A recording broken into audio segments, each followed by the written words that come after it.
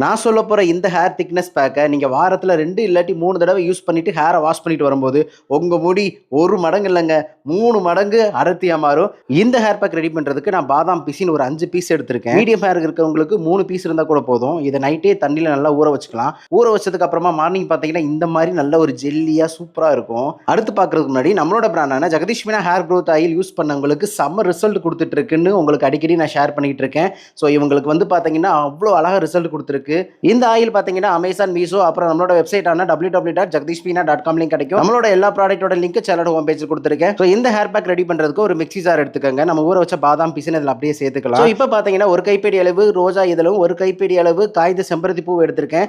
இதை நைட்டே தண்ணியில நல்லா ஊற வச்சுக்கோங்க. சோ இப்போ வந்து ஒரு ஃபில்டர் வச்சு நம்ம மிக்ஸி ஜார்ல எடுத்து வச்சிருக்கோம் இல்லையா பாதாம் பிசின், இந்த பிசின் கூட இது ரெண்டையுமே ஃபில்டர் பண்ணி சேர்த்துக்கங்க. ஃபர்ஸ்ட் நீங்க அரைக்க அரைக்க உங்களுக்கு தனியா தான் இருக்கும். அரைக்க அரைக்க தான் உங்களுக்கு கிரீமி கன்சிஸ்டன்சில கிடைக்கும். இந்த மாதிரி இருக்கும். ஸோ இந்த ஹேர் பேக்கை நீங்கள் அப்ளை பண்ணும்போது ஆயில் வைக்கணும்னு அவசியம் இல்லை. டேரெக்டாக நீங்கள் ஆயில் வைக்காமே அப்ளை பண்ணிட்டு ஷாம்பு இல்லாமல் கூட ஹேரை வாஷ் பண்ணிட்டு வரலாம். ஸோ எப்படி இருக்குன்னு மறக்காம கமெண்ட் பண்ணுங்க. Bye friends.